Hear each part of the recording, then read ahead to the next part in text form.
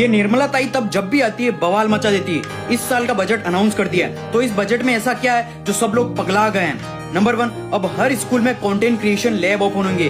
Creative fields, editing, story telling, copy writing, content writing, अब ये field सिर्फ side hustle नहीं है, अब तगड़े फील्ड बनेंगे। तो इस फील्ड से कुछ भी सीखना है तो मुझे फॉलो जरूर कर लेना।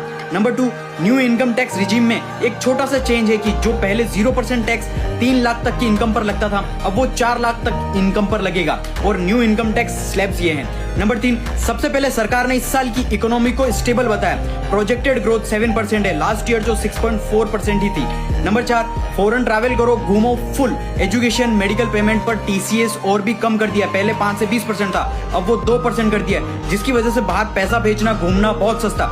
नंबर 5, ट्रेडिंग करने वालों की जान ही निकाल दी है, क्योंकि तुम्हारी एसटीटी सिक्योरिटी ट्रांजैक्शन टैक्सेस बढ़ा दिया है, जिसकी वजह से तुम लोग ट्रेडिंग करना अब बहुत महंगा एक्सपेंसिव पड़ेगा। नंबर 6, अब फॉरेन इन्वेस्टमेंट और पोर्टफोलियो इन्वेस्टमेंट स्कीम के थ्रू डायरेक्टली तुम लोग इंडियन स्टॉक में इन्वेस्ट कर पाओगे। पहले जो लिमिट थी इंडिविजुअल लोगों के लिए 5%, अब वो 10% हो गई, टोटल लिमिट 24% हो गई, जिससे बाहर की फॉरेन इन्वेस्टमेंट को हम अट्रैक्ट कर पाएंगे इंडिया में इन्वेस्टमेंट करने के लिए। नंबर 7, एआई और सेमीकंडक्टर को तेजी से डिमांड देखते हुए हमारी गवर्नमेंट ने सेमीकंडक्टर मिशन 2.0 लॉन्च किया है, जिसके लिए 40,000 करोड़ का बजट एलोकेट किया है। इसमें सेमीकंडक्टर सेंटर्स बनाए जाएंगे।